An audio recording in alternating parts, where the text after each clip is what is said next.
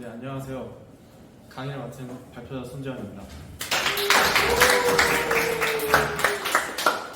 네, 제가 오늘 맡은 강의의 주제는 보시는 것 같이 도형 공식 모음인데요. 아마 한번 알아두면 두고두고 유용하게 써볼 수 있을 겁니다. 아마 이 영상을 클릭하신 분들 중에서는 도형의 어려움을 느끼시거나 아니면 문제를 푸는데 조금 더 쉽게 접근할 수 있는 방법이 없을까 하는 생각을 하시는 분들이 많을 겁니다. 제 강의는 그런 분들에게 하나의 종합 선물 세트처럼 다가왔으면 좋겠습니다. 사례를 보여드리겠습니다. 가장 많이 널리 알려져 있는 공식이 신발끈 공식인데요. 한번 소개를 드리도록 하겠습니다. 쭉 가시면서 하나씩 제가 설명을 드리겠습니다. 자, 신발끈 공식인데요. 이게 증명이 굉장히 복잡하거든요. 그래서 증명 과정을 생략하고 바로 적용을 해보면서 이 공식에 대해서 설명드리겠습니다. 자, 세 점이 주어졌을 때 이 세 점에 있는 삼각형의 넓이를 바로 구할 수 있습니다. 자, 한번 직접 구해볼 텐데요. 7,7, 마이너스 6, 마이너스 4, 4, 마이너스 9를 꼭지점으로 하는 삼각형의 넓이를 한번 구해보겠습니다. 자, 7,7, 마이너스 6,4, 마이너스 4, 4, 마이너스 9가 있을 때 이거를 신발끈처럼 나열을 한다고 해서 이름이 신발끈 공식인데요. 자, 우선 첫 번째 좌표를 이렇게 세로로 나열합니다. 그 다음에 마이너스 6, 마이너스 4를 여기 똑같이 7,7처럼 씁니다.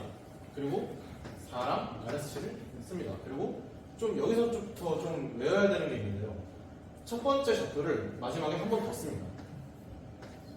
이렇게 한 다음에 이게 절대값 기호거든요. 나중에 그 계산을 할 때 설명드리겠습니다. 그리고 여기에다가 최종적으로 곱하기 2분의 1을 해주시면 됩니다. 그럼 계산 과정을 한번 보여드리겠습니다. 여기서 7이랑 마이너스 4를 곱해야 됩니다. 그러면 마이너스 18이죠? 얘도 그러면 마이너스 6 곱하기 마이너스 7이니까 42입니다. 그리고 4 곱하기 7이니까 또다시 28이죠. 그러면 한 번 이렇게 꼬이는 신발끈이 하나 완성됩니다. 그 다음에 한 번 더 해야겠죠? 계산하려면. 그러면 계산 방식이 이렇게 한 번 꼬인다고 해서 신발끈 공식인데요. 이렇게 세 번을 곱해서 되잖아요. 그러면 나머지 세 번은 다 곱해서 더하되 마이너스를 붙여줘야 됩니다. 그럼 한번 묶어서 설명해 드릴게요.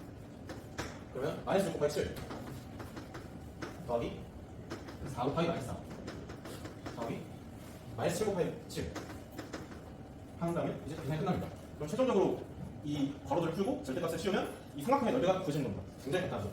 한번 보여보겠습니다. 2분의 1 곱하기 절대값 28 사라지죠. 42 그 다음에 이것도 한번 계산해보겠습니다. 마이너스 42 마이너스 16 마이너스 49 하면 마이너스 65 마이너스 107 하면 마이너스 42 마이너스 이렇게 됩니다.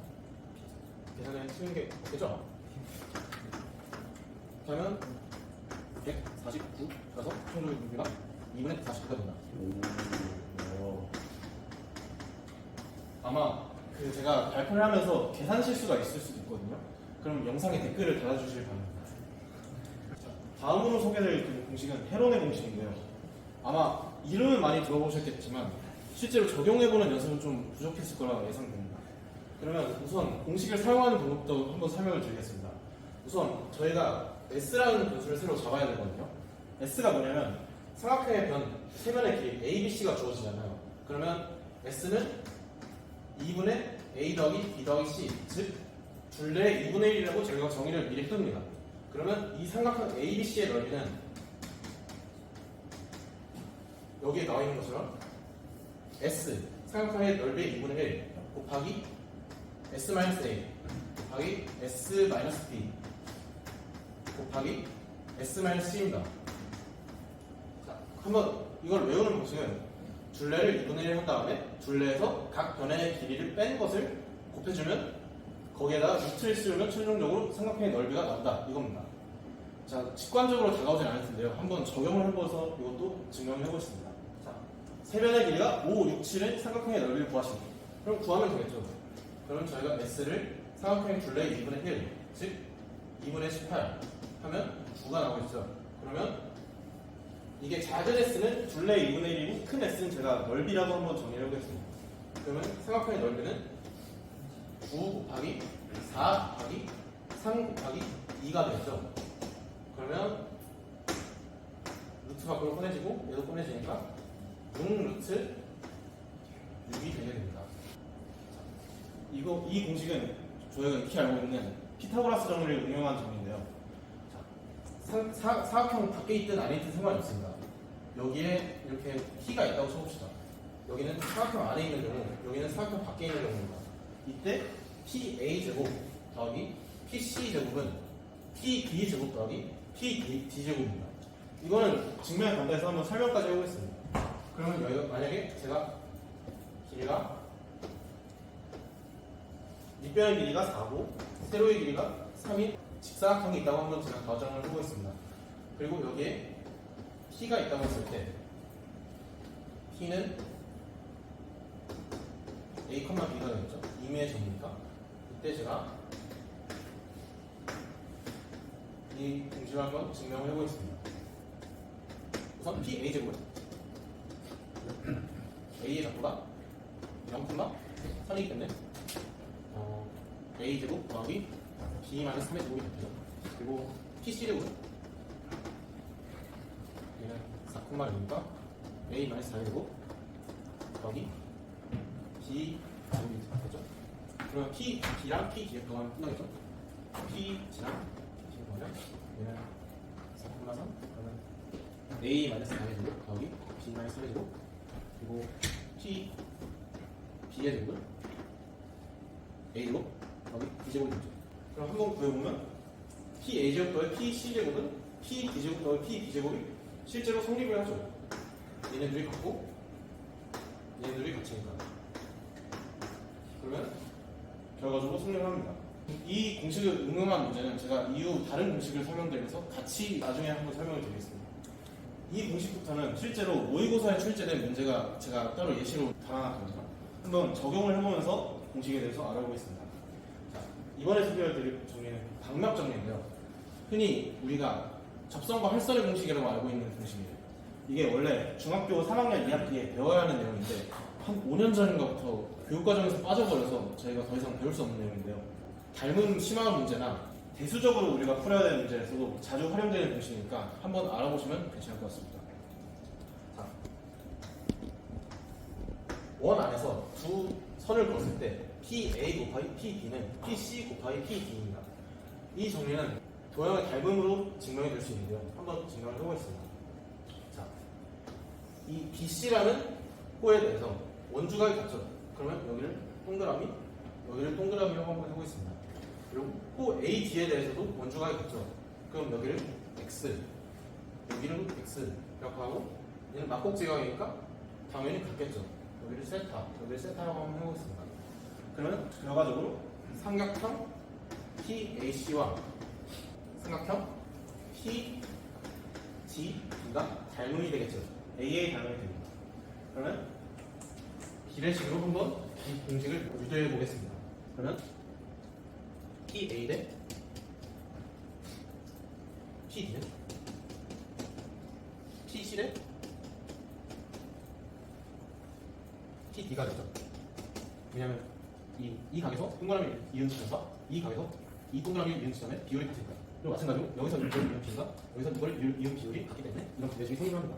그러면 우리가 배웠던 것처럼 비례식에 바깥쪽과 안쪽으로 곱한 것이 같죠. 그러면 결과적으로 PA 곱하기 PB는 PC 곱하기 PD가 성립을 하게 됩니다. 그러면 제가 이 공식을 한번 어떻게 이용하는지 예제를 통해 알아보겠습니다. 자, 이 문제는 우리가 중학교 3학년 때 배웠던 원의 중심에서 편에 수선을 내었을 때 이 수선이 편을 이등분한다는 성질을 이용해서 푸는 문제죠. 하지만 이 문제는 방역 정리로 간단하게 풀 수 있습니다. 자, 한번 보여보겠습니다.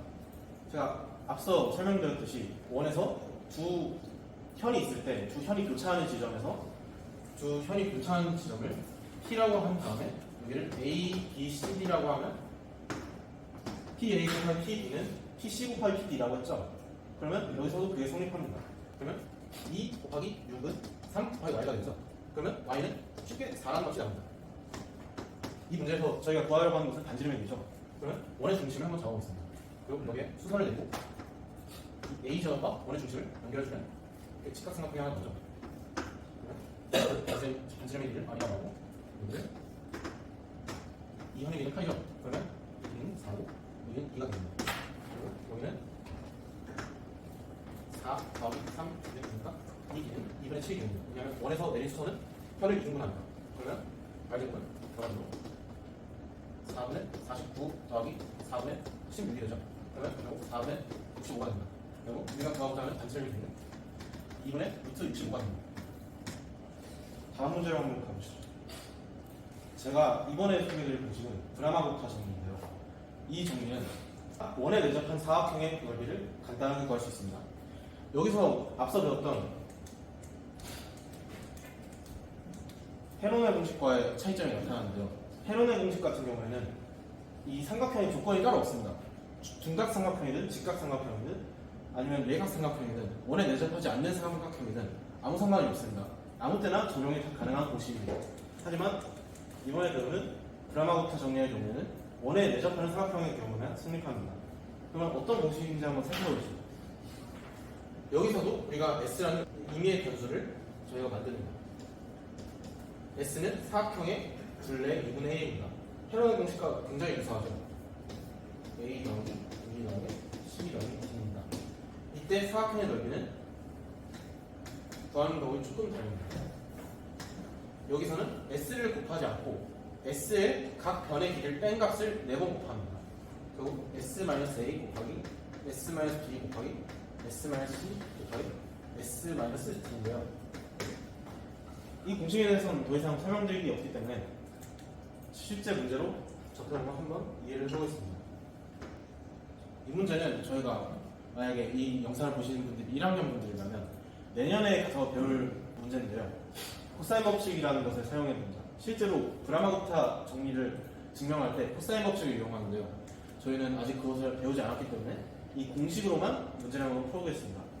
A, B, C, D의 넓이를 구하라네요. 저희는 이 사각형이 원 내에 내접한 사각형이라는 것을 친절하게 알려줬습니다. 그리고 네 변의 길이도 다 알려줬죠. 그럼 저희가 해야 할 것은 계산밖에 없습니다. S를 한번 그려보죠. S는 사각형의 둘레 2분의 1. 그러면 11 더하기 5. 8이 됩니다. 그러면 추정적인 넓이는 8-3 곱하기 8-6 곱하기 8-2 곱하기 8-5가 되네요. 그러면 결국 넓이는 루트 180이라서 6루트 5가 됩니다. 정답지에 6루트 5가 있죠. 이렇게 손쉽게 풀 수 있는 문제. 사실 제가 이 강의를 찍게 된 가장 큰 이유 중 하나가 이 공식을 설명드리려고 한 것인데요. 가장 중요한 정리입니다. 우산 정리죠. 이 우산 정리는 정말 활용도가 무궁무진합니다. 한번 알아두면 언젠가는 쓰실 수 있습니다. 자, 어떤 경우에 쓰실 수 있냐?